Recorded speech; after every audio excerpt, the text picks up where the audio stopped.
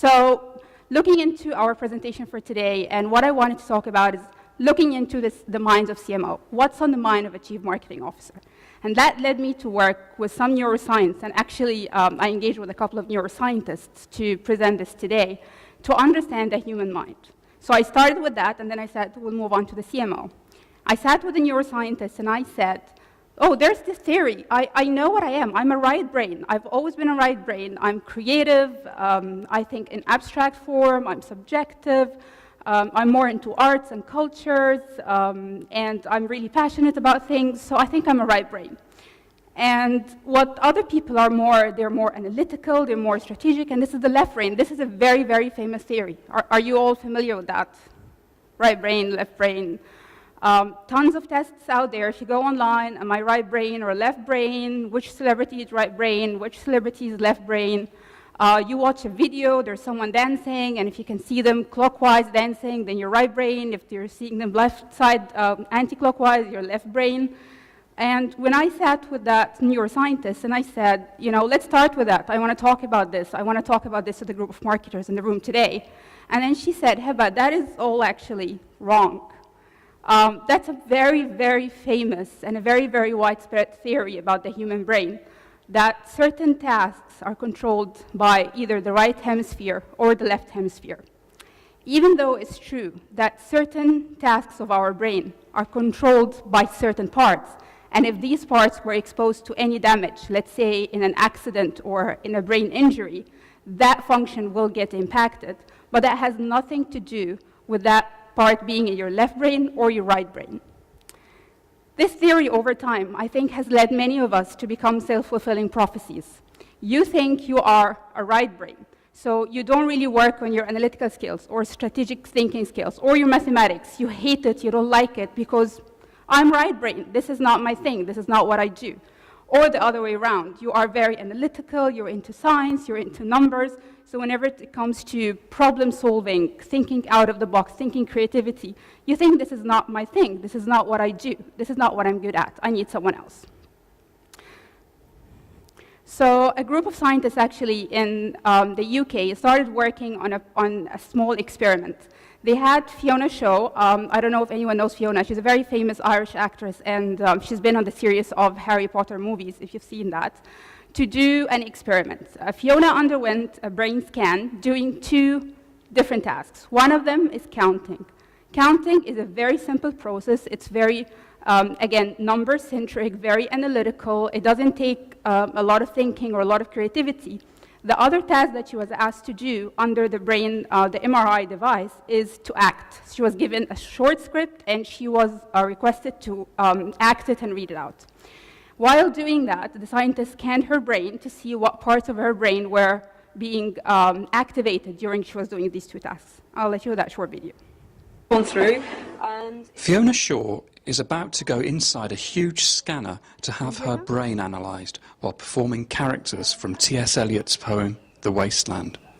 Psychologists want to find out what, if anything, goes on in her brain when she performs the roles, in contrast to when she counts a series of numbers. Mind Earth about tonight? Yes, bad.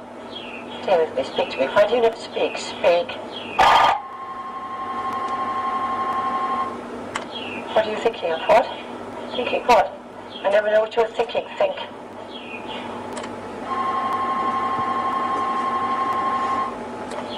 "21, 22, 33, 34, 1, 62, 63, 64, 65, 66, 67. The green blobs on these scans of Fiona Shaw's brain highlight the parts of the brain that are used by everybody when they speak. They control the motor skills, lips, mouth, tongue, in producing words. When Fiona is counting, she's using these.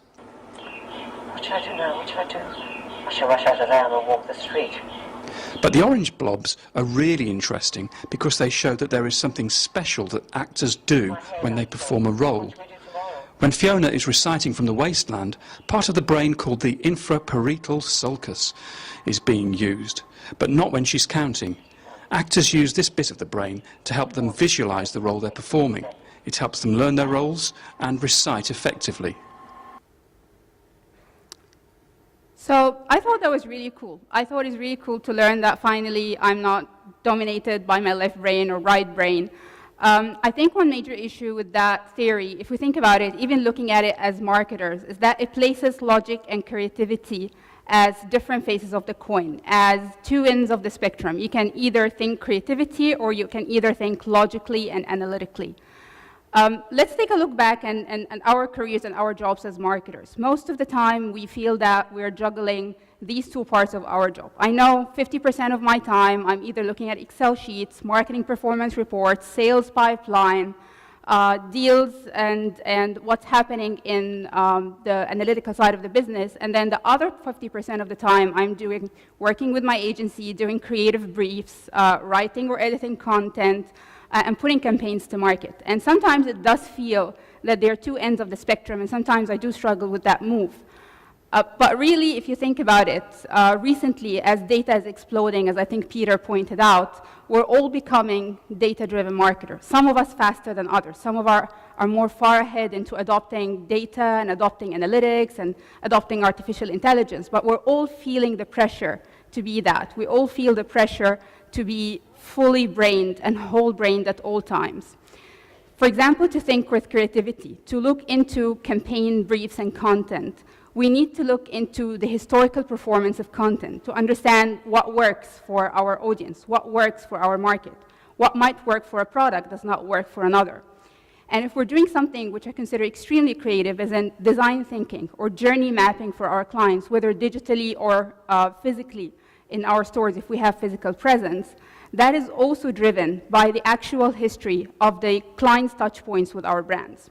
So at all times, we are not doing a seesaw between creativity and logic. We're pretty much asked to be full brain, more and more becoming engaging both sides of our brains, all the parts around creativity and logic in one element.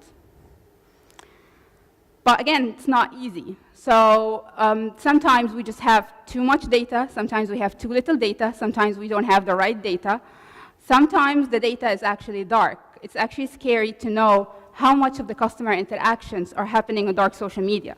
I think what Peter said, that there were a lot of discussion that was happening between the lady and her friend that was on WhatsApp.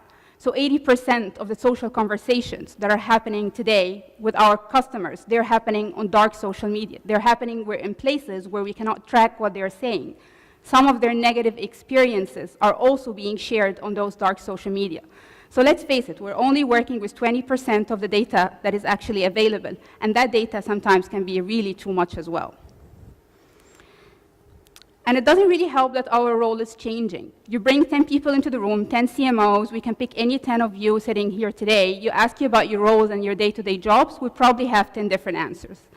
And this is absolutely caught in the media as well, even locally, even globally, Forbes and Harvard. We don't see titles like this about any other C-suite role. We don't see that the CIO role is dying, or that the CFO role is changing, or the slow death of the CIO, which I think is absolutely tragic. But this is happening with our profession, and it doesn't, again, help us very much become the fully brain marketer that we need to be.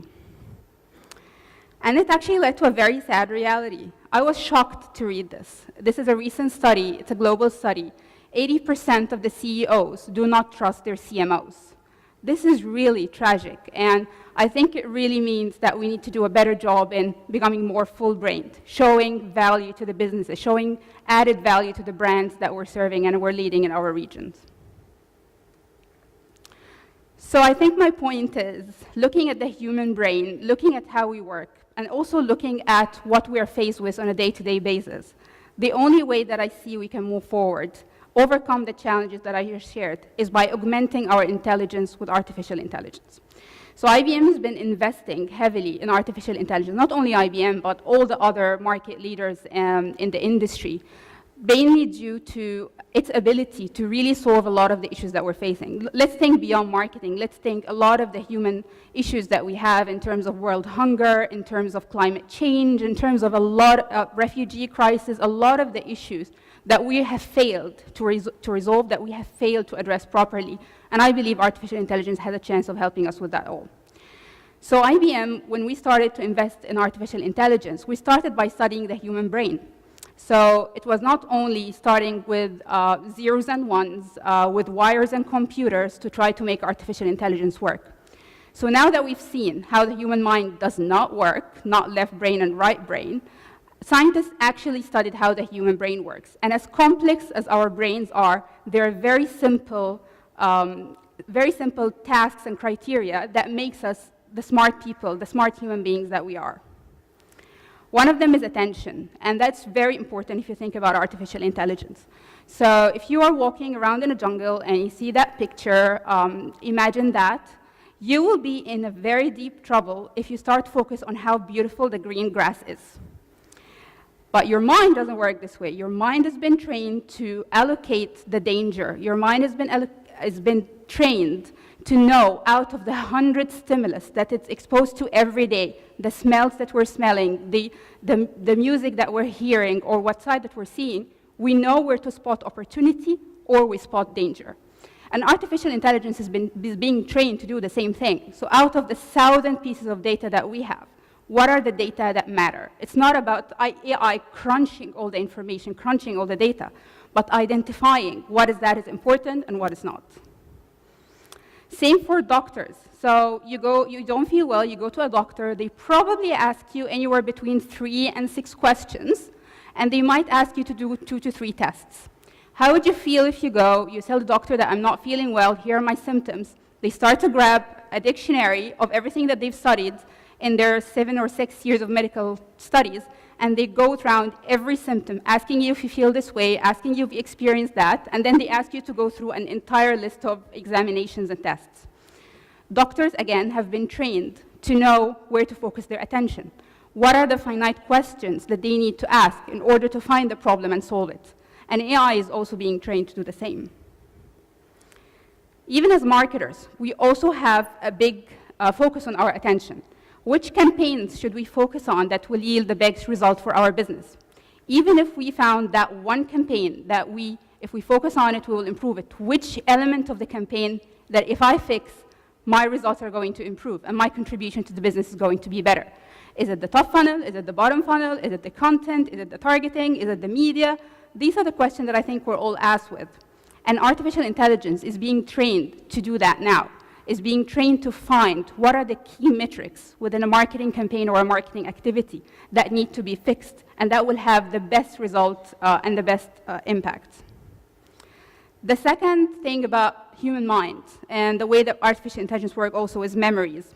So as humans, our memories are extremely important. Anyone recognizes that movie? The Bourne series, yeah, Jason Bourne. So Jason Bourne has a serious problem. He was an ex-CIA agent who everyone wants to kill, but he has no idea who he is. He had an amnesia. He woke up. He cannot remember a single thing about himself except a key, which he then will try to find out more about his identity. Memories are very important for our survival as humans, for everything that we do, and for our continuous and our thriving, and the same for artificial intelligence as well. So why memories are also so important in marketing? One of the key metrics that I think are really showing some of the issues that we have is the duration of CMOs in their role. So CMOs are known to spend the least amount of time in the role compared to CEOs, CFOs, CHROs, and CIOs. And I know that all of us in the region here are facing also high attrition rates, not only in the CMO, but in the entire marketing profession. The problem with that is that the knowledge that we gain, the information that we have about our market, our audience, our products, what works in our market, goes out of the door as soon as someone walks out the team. The thing with artificial intelligence and the way that it's being trained now is to keep those memories, is to keep knowing and understanding what has worked, what hasn't worked, and how does that change the future? How does that impact the changes that are going to happen to your campaigns moving forward? Learning. So a small girl with a candle. I have 2 kids, and seeing this picture just makes me really nervous. Learning. I think as kids, we'd done some sort of an issue. We touched a candle. We fell off a bed. We climbed on a chair, and we fell down. But we learned. We learned not to do it again. We learned when we see the candle not to touch it. And that, again, has been very important for human survival. That's been really important for the thrive of humans, but also for us as marketing professionals, is to learn from our mistakes and how to grow from there.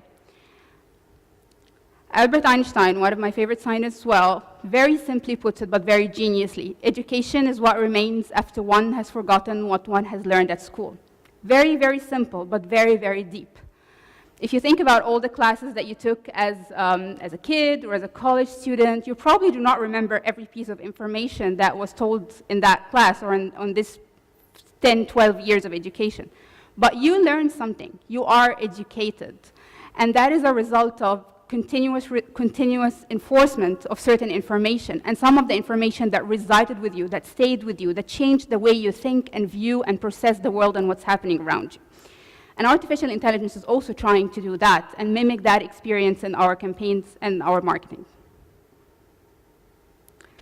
I just wanted to share with you some of the capabilities. So Peter already shared some of the things that artificial intelligence can do, some of the things that are available today. Understanding how your customer interacts with your brand. So customer journeys and the link between the offline and the online, what customers are doing in store, what are they doing on your app, on their mobile phone, what are they doing on your social media, and predicting how customers will go in that journey. Artificial intelligence today is helping with that. Tagging pictures. So I think also Peter touched on image recognition. So right now, Watson, which is IBM's artificial intelligence, is helping many brands and many content marketers understand their marketing. You can feed it hundreds of thousands of pictures of products or of nature, and it will be able to read and analyze the picture for the colors, the components, and sometimes the meanings of some of the things in that picture as well. Cognitive sequencing. This is, I think, very, very true, given now that we are all in the White Friday, Black Friday, White Wednesday, whatever you want to call it. If you go online, you try to buy something, or someone going to your online store, and they search for something, what they're going to see on the first page is going to pretty much 90% decide if they're going to buy something or not. The more that people move to the second page and the third page, the higher the chance that you're going to lose them. And there's a lot of complex processes that goes into what you see on the first page when you type something on the search engine. And that can be based on, again, what Peter showed, your search history, your plans, what you're saying on social media, what your preferences are, and a lot of other things. Or it can also have to do something with products that the merchandiser is trying to sell, products with the highest profitability, products with the lowest price, products with a good rating. There's so much science that goes into it. But now artificial intelligence, instead of merchandisers having to make those decisions, and most of the time it's very difficult to decide based on the amount of information, artificial intelligence is helping with that. The last and one of the funnest features that I want to show is struggle detection. So you go to a website, you're trying to purchase something, you put in your credit card, you get an error. And you keep trying. You open another browser, you open the mobile app, you try to buy, and then you still get the same error. What happens most of the time, you abandon the sale. Unless it's something really urgent, you pick up the phone and you call the help desk, but 90% of the time, you just don't buy that product that you wanted to buy. And so many times for the brands or for us as marketers, this is considered a lost sale. So what artificial intelligence is helping with as well is identifying what are the challenges that customers are having with your brand. What are some of the struggles that they're facing when they're trying to interact or purchase something of your e-store. And then they alert you as a marketer, or they alert the web manager that there are issues or certain design problems or certain flow or something that's broken that needs to be fixed. And again, AI is being trained to do that as we speak.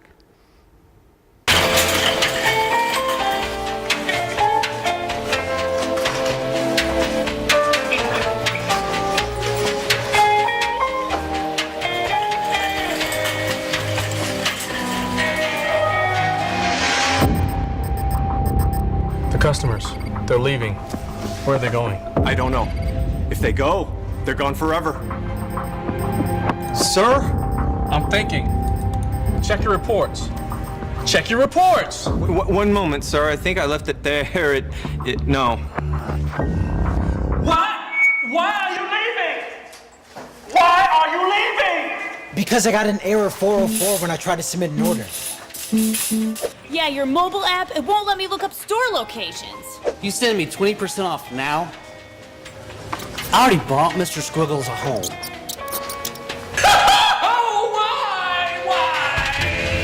you're leaving.